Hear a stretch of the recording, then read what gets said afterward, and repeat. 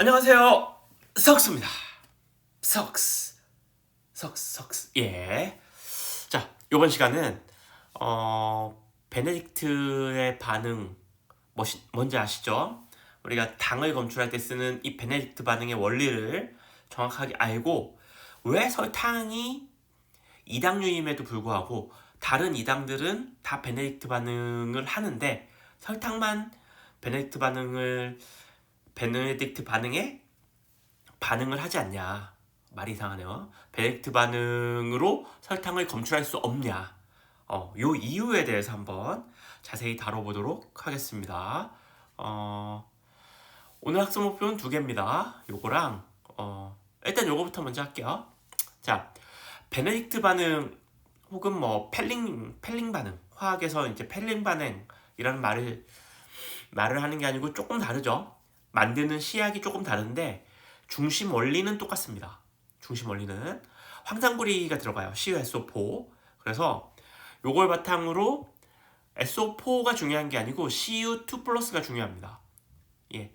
CuSO4면 SO4E-니까 Cu2 플러스입니다. 예, 이가 양이온 Cu. 요게 구리가 푸른색이죠. 푸른색을 띱니다. 근데 요게 보시면 요게 이제 COH 요거 예 이제 CO 이중결합 H 이렇게 있으면 알데하이드죠. 알데하이드하고 구리하고 구리 이가이온하고 만나면 CU2 플러스가 CU2O 요게 산소가 2-니까 요게 두 개니까 CU 플러스가 되는 겁니다. 그러니까 알데하이드하고 CU2 플러스가 만나면 CU 플러스가 됩니다. 그러면 CU2 플러스가 CU 플러스가 된다는 얘기는 전자를 하나 받았다는 얘기죠. 그죠? 전자를 하나 받아서 CU 플러스가 되는 거니까 구리가 전자를 받았으니까 구리는 환원이 되고 알데하이드는 산화가 되어서 카르복시산이 됩니다. 이게 베네딕트 반응의 원리예요. 자, 그러면 구리가 청색인데 CU 플러스가 되면 CU 플러스 그래서 CU2O 요 상태가 되면 요게 황적색이 됩니다. 황적색. 예, 황적색, 뭐 황갈색, 뭐 여러 가지 색으로 표현하는데 그런 색입니다. 네. 좀 진한 누런색? 예, 빨간빛이 약간 도는? 그죠? 중요한 건 뭐가 중요하냐면 요 알데하이드기가 있어야 된다는 얘기입니다. 알데하이드기만 있으면 CU2 플러스를 이렇게 바꾸면서 색 변화를 유도할 수 있다. 오케이? 네. 이게 포인트입니다. 베네딕트 반응의 포인트. 자, 그러면 우리가 단당류 보면은 포도당이나 갈락토스는 알도우즈죠. 그죠? 전 시간에 했죠. 알도우즈는 알데하이드기를 가지고 있으니까 당연히 이런 반응을 하겠지. 그래서 포도당과 갈락토스는 저런 반응을 하겠지. 됐죠? 근데 좀 더 중요한 게 있어요. 이게 포도당이 이렇게 선형으로 있는 게 아니고, 그죠? 물에 들어가면 어떻게 된다고 그랬습니까? 고리형으로 바뀐다고 그랬습니다. 갈락토스도 마찬가지고. 네. 그래서 자, 요런 고리형으로 바뀌는데, 그죠? 여기가 이제 1번 탄소죠. 1번 탄소. 이게 헤미아세탈이라고 그랬습니다. 헤미아세탈. 그죠? 헤미아세탈. 알데하이드기와 요 알코올이 만나면 헤미아세탈 구조가 되면서 OH기가 여기 오느냐, 알파포도당, 여기 오느냐, 베타포도당 이렇게 된다 그랬죠. 근데 이 헤미아세탈 구조 같은 경우는 고리가 완전히 고정된 게 아니고 붙었다가 선형으로 갔다가 이걸 할 수 있습니다. 비가역적이에요. 아니지. 비가역적 죄송합니다. 가역적입니다. 왔다 갔다 할 수 있어요. 그래서 이게 고리형으로 이렇게 바뀌어도 다시 선형으로 바뀔 수 있기 때문에 알데하이드기가 노출이 되고 그래서 이 알데하이드기가 이런 반응을 거쳐가지고 색 변화를 만들어낼 수 있습니다. 포도당이든 갈락토스든. 이런 얘기를 고등학교 수업 시간에 해보고 싶었는데 이게 좀 책이 없고 내용이 깊어가지고 못해서 예. 사신방송. 네. 근데 과당은 보세요. 과당은 알데하이드기가 없습니다. 알데하이드기가 없으니까 과당도 안 돼야 되는 거 아니냐 라고 생각할 수 있죠. 근데 요런 반응이 있습니다. 케토에놀 토토머리즘. 예. 토토머리즘 현상에 의해서 이렇게 바뀌면 예, 과당이 포도당으로 바뀔 수 있다. 즉 케토우즈가 알도우즈로 바뀔 수 있다. 그래서 과당도 이렇게 바뀔 수 있기 때문에 과당을 넣어줘도 과당의 일부가 이렇게 바뀌면서 이런 반응을 해서 요게 만들어지기 때문에 색변화를 눈으로 관찰할 수가 있게 된다. 케토에놀 토토머리즘은 뭐냐? 요거는 조금 자세히 설명을 원하시면 요거는 일단 생화학책이나 유기화학 책을 참고해 주세요. 제가 나중에 시간이 되면 좀 더 깊이 있게 요 반응에 대해서 다뤄보도록 하겠습니다. 일단은 들어보는 게 중요해. 이런 반응을 통해서 과당이 이렇게 바뀌어가지고 알데하이드기를 만들어낼 수 있구나. 여기까지 한번 갑시다. 네, 됐죠? 단당은 해결됐죠? 자, 2당 한번 볼게요. 자, 단당은 이제 뭐 알데하이드기가 원래 있거나 아니면 케토우즈가 알도우즈로 바뀔 수 있어서 알데하이드가 노출된다. 오케이. 자, 2당 한번 볼게요. 2당에 몇 당 있습니다. 몇 당 요렇게 해서 여기랑 요거랑 만나서 물 빠지면서 이렇게 몇 당이 되죠. 근데 몇 번 탄소하고 몇 번 탄소가 결합하냐, 그거를 1번 탄소하고 4번 탄소가 결합한다. 근데 여기서 조금 여러분들이 신경을 써줘야 되는 게 요 1번 탄소 요 자리가 아노모 탄소 자리입니다. 즉 고리형으로 닫혔다 열렸다 할 수 있는 그 지점이야. 이런 데가 이 4번 자리가 열리진 않아요. 1번 자리가 이렇게 아물었다가 열렸다가 요걸 할 수 있는 자리야. 즉 고리형이 선형으로 바뀔 수 있는 키를 쥐고 있는 자리입니다. 그 위치에 있는 탄소를 아노모 탄소라고 부르는 겁니다. 자, 근데 여기 요렇게 만들어질 때 요 구조를 헤미아스탈이라고 했는데 보세요. 헤미아스탈이 또 다른 알코올과 만나면 아세탈 구조가 됩니다. 즉 이때는 여기가 아세탈 구조로 바뀐 겁니다. 다시, 자, 요 고리가 만들어질 때 어떻게 만들어졌냐면 알데하이드와 알코올이 요렇게 만나서, 그렇죠? 요렇게 만나서 고리가 만들어졌어. 이게 헤미아세탈 구조야. 근데 이 헤미아세탈 구조에 OH기, 즉 알코올이 한 분자 더 결합하는 거죠. 그러면 어떻게 되냐면 아세탈 구조가 됩니다. 즉 이 엿당의 요쪽 부분은 아세탈 구조야. 아세탈 구조는 선형 구조로 풀리지 않습니다. 오케이? 됐죠? 근데 이쪽은 이제 막 고리가 만들어진 아노모 탄소가 있는 부위고 1번이죠. 그리고 이쪽은 헤미아스탈이니까 열릴 수 있습니다. 그래서 엿당은 요 부위는 열리지 않고 요 부위가 열려서 알데하이드기를 제공할 수 있습니다. 그러면 구리의 환원을 도와줄 수 있죠. 그러면 색변화를 유발할 수 있습니다. 그래서 엿당도 반응할 수 있습니다. 뭔 소린지 아시겠죠? 알데하이드기만 노출되면 됩니다. 자, 갈락토스도 마찬가지예요. 똑같은 일이 일어날 수 있어요. 이쪽에서 묶이지만 이쪽에서 열려서 알데하이드기를 제공할 수 있습니다. 자, 근데 설탕은 좀 달라요. 설탕은 여기도 아노모 탄소고요. 과당은 오각형 모양이죠. 과당의 요 2번 자리도 아노모 탄소입니다. 즉 과당으로 이렇게 과당 고리로 묶일 때 고리가 선형으로 풀리는 그 지점이 여기야. 그러면 아노모 탄소끼리 결합하는 겁니다. 그래서 1번, 2번 결합이라고 부릅니다. 이렇게 쓰는 거야. 이 앞에 알파는 알파 포도당이란 얘기죠. 알파 포도당. 기억나십니까? 알파, 베타. 그죠? 요거랑 OH기가 다르면 알파, 같으면 베타. 그죠? 다르니까 알파 포도당 1번 탄소, 2번 탄소의 결합. 근데 이쪽과 이쪽이 무슨 뭐다? 아노모 탄소. 열리는 부위야. 이들끼리 결합하면서 양쪽 다 아세탈이 만들어져 버립니다.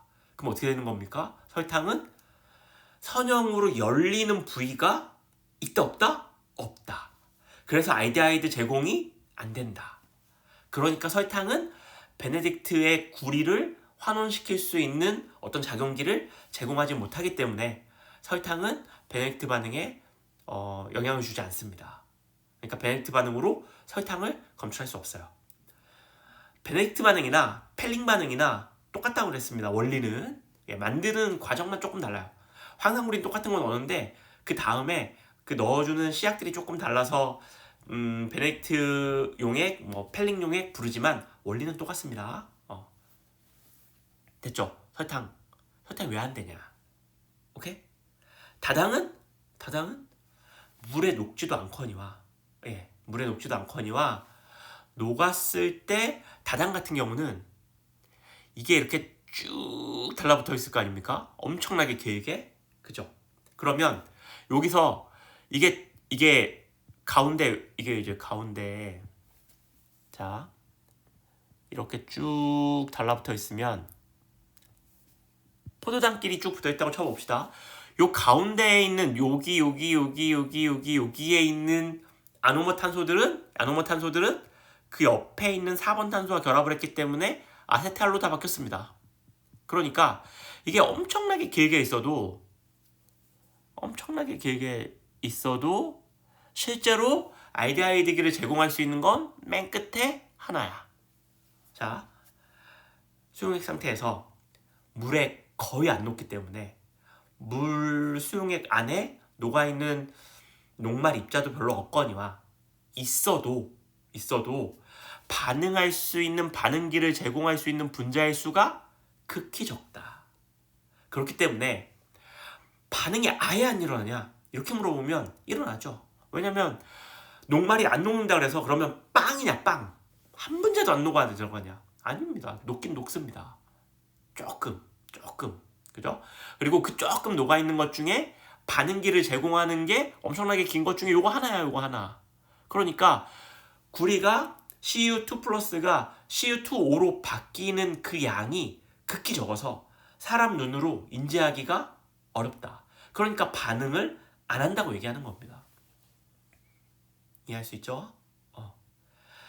누가 물어봐. 선생님, 그 반응 한 번이라도 할 수 있는 거 아니냐? 할 수 있죠. 근데 반응이 되냐 안 되냐를 물어봤을 때는 색변화가 눈으로 관찰될 정도로 충분하게 반응이 일어나 줘야 됩니다. 근데 다당은 그러기가 어렵다. 오케이? 자, 다음 학습 목표 볼게요. 자, 두 번째 학습 목표. 탄수화물의 방향성과 아밀로펙틴과 글리코젠의 차이를 설명할 수 있다. 이게 따로 떼기 뭐하고 좀 같이 묶어서 설명한 편에서 제가 설명을 드리겠습니다. 자, 우리가 이제 방향성, 왼쪽 오른쪽에 대한 어떤 고분자 물질들 같은 경우에 단위체가 달라붙어서 만들어지는 이런 고분자 물질들 같은 경우에는 이쪽 방향과 이쪽 방향을 구분해 줄 필요가 있습니다. 부를 때. 그래서 어떤 구조적인 특징을 가지고 얘기한다 그랬습니다. 아미노산 같은 경우에는 N말단이냐 C말단이냐, 그죠? DNA 같은 경우에는 5'이냐 3'이냐 이런 거 가지고 하는데, 탄수화물은 뭘 가지고 하나 한번 보시면, 자, 이 위에 거 생각하지 마시고 요 밑에 것만 쭉 한번 볼게요.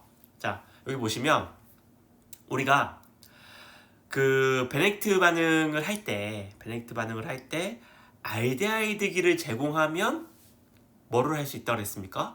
구리를 환원시킬 수 있다고 그랬어. 남을 환원시킬 수 있으면 알데하이드기는 환원제로 작용할 수 있는 겁니다. 구리를 환원시키니까 환원제로 작용할 수 있는 거야. 자, 근데 여기 보세요.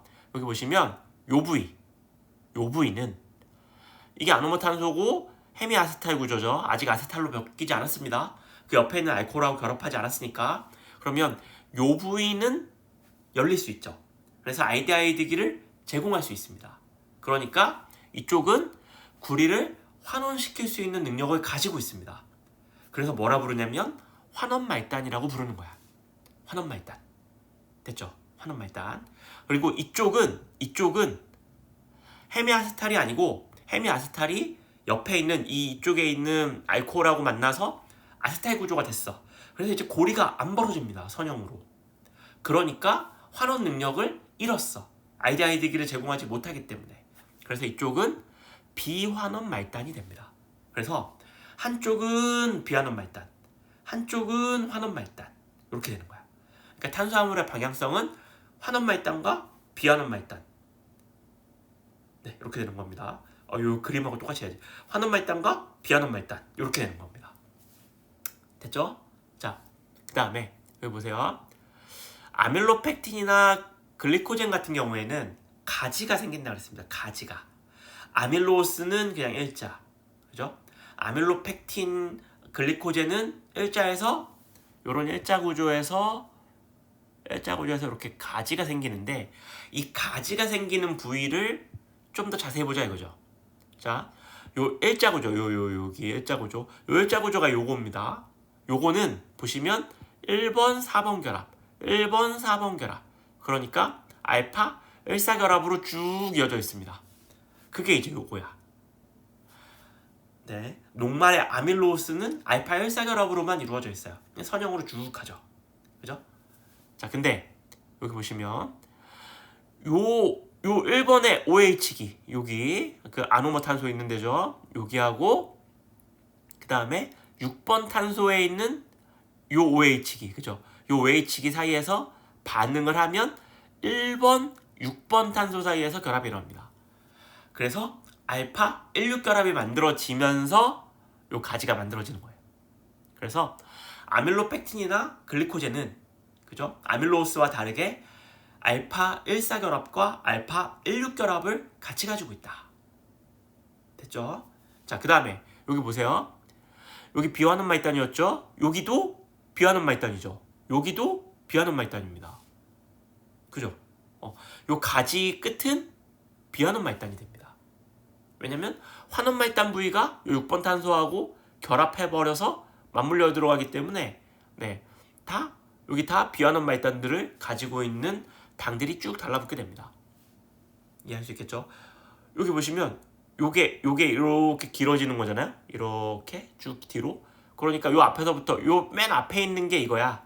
근데 그게 요 아노모 탄소 자리가 6번 탄소하고 결합하기 때문에 여기가 아세탈로 바뀌면서 고리가 안 열려요. 그러니까 여기는 비환원 말단. 여기가 1번이죠. 여기도 비환원 말단, 비환원 말단, 비환원 말단 이렇게 쭉 가겠죠. 됐죠? 자, 근데 아밀로펙틴하고 글리코젠의 차이를 아직 얘기 안 했습니다. 볼게요. 다음 그림으로. 자, 요게 이제 제가 그림으로 표현해 놓은 게 요게 아밀로스, 요게 아밀로펙틴, 요게 글리코젠입니다. 여기 보시면 여기 15에서 20이라고 써놓은 게 요 당 15개에서 20개 당 한 번씩 알파 16결합이 형성된다는 겁니다. 그리고 글리코젠은 8개에서 10개당 한 개씩 가지가 만들어진다는 얘기야. 알파 16결합이 만들어진다는 얘기입니다. 그러면 이쪽도 마찬가지, 이쪽도 8개에서 10개당 또 알파 16결합이 하나씩 만들어지는 겁니다. 네. 그러니까 가지가 굉장히 많겠죠. 글리코젠이. 됐죠? 그리고 또 하나, 지금 여기 빨간색 동그라미 쳐놓은 것들 있죠? 여기가 환원 말단이다, 비환원 말단이다. 이게 다 비환원 말단들입니다. 네. 환원 말단은 한 덩이라고 가정했을 때 환원 말단은 여기 하나입니다. 여기 하나. 요거. 여기만 환원 말단. 나머지는 다 비환원 말단. 왜 그런지 머릿속에 감이 안 온다? 그러면 지금 바로 요 전 슬라이드 보면서 머릿속에 한번 넣어보세요. 그러면 이쪽이 여기 다 비환원 말단이고 여기만 환원 말단입니다. 자, 그러면 우리가 이걸 보면서 아밀로펙틴과 글리코젠이 동물과 식물 어떤 이점을 줄 것이냐. 왜 동물은 아밀로펙틴을 가지고 있지 않고 글리코젠이라고 하는 물질을 가지고 있냐. 왜 이렇게 가지가 많은 물질을 가지고 있냐. 생각해 봐야 됩니다. 자, 여기서 우리 몸에 있는 효소는 환원 말단과 비환원 말단을 구분할 수 있어요. 그래서 요런 글리코젠을 분해하는 효소나 녹말을 분해하는 효소들은 어디를 공략하냐면 비환원 말단부터 잘라 들어옵니다. 이렇게. 그래서 단당으로 만들어서 에너지원으로 써요.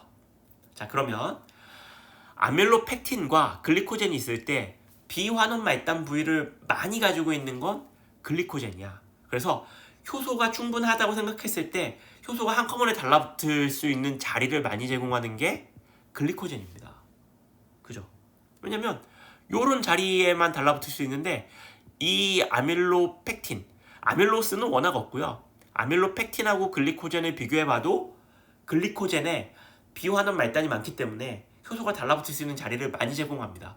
그 얘기는 똑같은 시간 동안 분해 요소가 달라붙어서 만들어낼 수 있는 단당의 수가 훨씬 더 많다는 얘기예요. 뭐가? 글리코젠이. 왜? 가지가 많아서 비환원 말단을 많이 제공하니까. 그럼 그게 뭐가 좋냐? 우리가 동물하고 식물이 있다고 생각을 했을 때 순간적으로 에너지를 많이 내야 될 필요가 있는 게 동물이겠습니까? 식물이겠습니까? 식물한테 헉! 이렇게 하면은 식물이 깜짝 놀라가지고 막 이파리를 팍 떨고 막 이런 일 없죠? 없지. 식물은 외부 온도가 아니면 그렇게 뭐 이렇게 크게 네, 속도가 뭐 달라질 일이 그렇게 많지 않은데 동물은 뭐 예, 이런 거 하려고 그러면은 에너지를 엄청나게 많이 써야 되는 거예요. 순간적으로. 그러려면 폭발적으로 에너지를 제공해 줄 수 있는 물질이 순간적으로 만들어져야 돼. 그러려니까 이 아밀로펙틴을 갖고 있는 것보다 글리코젠을 가져서 이런 비환원 말단의 노출 부위가 많은 물질을 내가 저장하고 있는 게 순간적으로 에너지를 많이 만들어내는데 유리하다는 거죠. 그래서 아밀로펙틴보다는 글리코젠을 갖고 있는 게 훨씬 더 유리했다라는 겁니다. 네, 그래서 글리코젠을 갖고 있는 게 아닐까라고 과학자들은 생각하고 있는 겁니다. 타당하죠. 네, 타당해 보입니다. 이해할 수 있겠죠? 식물도 뭐 나중에라도 쓸 수 있는데 뭐 이 형태를 가지고 있으면 되지 왜 식물은 또 이 형태를 가지고 있냐? 왜 그러냐면 요런 16결합을 만드는데 공짜로 만드는 게 아닙니다. 에너지가 필요합니다. 그러니까 그런 걸 더 많이 만들면 이거 만드는데 요거 만드는 것보다 에너지를 더 많이 써요. 굳이 필요 없는데 에너지를 더 많이 쓰면서 이런 걸 만들 이유가 없죠. 식물 입장에서는. 그러니까 아밀로펙틴 정도면 충분하다. 네, 그런 겁니다. 그래서 탄수화물의 방향성 이해하시죠? 탄수화물의 방향성 환원말단, 비환원말단. 그죠? 환원말단이 많다, 비환원말단이 많다. 여기서 빨간 게 환원말단이다, 비환원말단이다, 비환원말단이다. 환원말단은 요거밖에 없다. 우리 몸의 효소는 환원말단을 인식한다, 비환원말단을 인식한다, 비환원말단을 인식한다. 그죠? 네, 요것만 알면 탄수화물을 설명할 수 있는 많은 것들을 이해할 수 있을 겁니다. 어렵지 않죠? 네, 오늘 수업은 여기까지 할 테니까 학습 목표 두 개를 제시했습니다. 네, 제가 유튜브 그 글에다가 학습 목표를 써놓을게요. 그러면 그걸 보고 이 영상을 다 본 다음에 학습 목표를 보고 진짜 내가 학습 목표를 달성했나를 한 번 더 영상 멈춰놓고 한 번 더 웅얼웅얼 거려서 입으로 말할 수 그 내용을 설명할 수 있으면 영상 아주 잘 들으신 겁니다. 네, 한번 해보세요. 오늘 수업은 여기까지 할게요. 안녕.